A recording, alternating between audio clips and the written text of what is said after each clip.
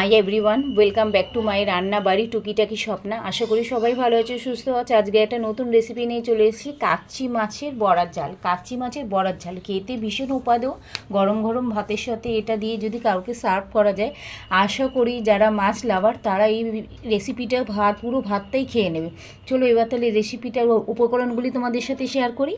কাচ্চি মাছ কেটে ধুয়ে পরিষ্কার করে নিয়ে নুন হলুদ মাখিয়ে রাখতে হবে 200 গ্রামের মতন। পেঁয়াজ কুচি নেবে 1 কাপ, রসুন কুচি নেবে 2 চামচ, কাঁচা লঙ্কা কুচি নেবে 1 চামচ, নুন হলুদ প্রয়োজন মতন, সর্ষের তেল প্রয়োজন মতন, বেসন অল্প, চালের গুঁড়ো 2 চামচ, আদা জিরে বাটা 2 চামচ, টমেটো বাটা 1/2 কাপ। প্রথমে কাচ্চি মাছ বেসন ও চালের গুঁড়ো, নুন হলুদ, পেঁয়াজ কুচি 1 চামচ, রসুন কুচি 1 চামচ, কাঁচা লঙ্কা কুচি 1/2 চামচ, চালের গুঁড়ো মাখিয়ে ছোট ছোট বড়া আকারে গড়ে ভেজে তুলে নিতে হবে।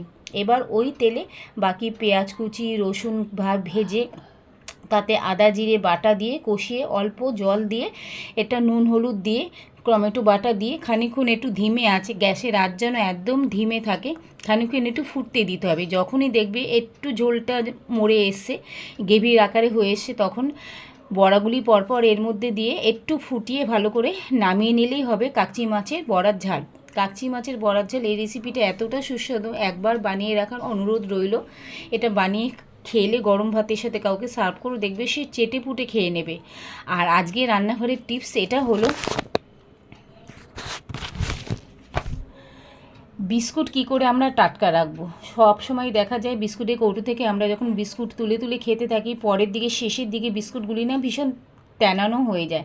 তো বিস্কুট রান্নাঘরের জিনিস দিয়েই তোমরা বিস্কুট তরতাজা রাখতে পারো। সেটা কিভাবে, একটা এয়ারটাইট কন্টেনার নেবে, তার মধ্যে কিছুটা চাল ফেলে রেখে দেবে। এবার ওই চাল ফেলে রেখে দেবে, তার উপর দিয়ে যদি বিস্কুটটা রাখো, আর বিস্কুট রাখা হয়ে গেলে এয়ারটাইট কন্টেনার যেহেতু ঢাকাটা ভালো করে আটকে নেবে, এইভাবে যদি বিস্কুট রেখে কিছুদিন দেখো তো বিস্কুটটা এরকম মুচমুচেই থাকবে, নরম হয়ে যায় না। যখন আমরা বিস্কুট খেতে থাকি আস্তে আস্তে কমতে থাকে আর বিস্কুটগুলি তেনিয়ে যায়। কিন্তু এইভাবে প্রসেসে যদি তোমরা রাখতে পারো তাহলে দেখবে বিস্কুট ততদিন পর্যন্ত মুচমুচে থাকবে। কেন? কারণ চালটা এই ময়শ্চারাইজারটা শুষে নেবে। তো আজকের রান্নাঘরে চিপস এটাই রইল। আশা করি ভালো লাগলে লাইক করো, কমেন্ট করো, শেয়ার করো। চ্যানেলে নতুন হয়ে থাকলে চ্যানেলটা সাবস্ক্রাইব করো। Bye, tata. আবার একটা নতুন রেসিপি নিয়ে হাজির হয়ে যাব। Bye, tata.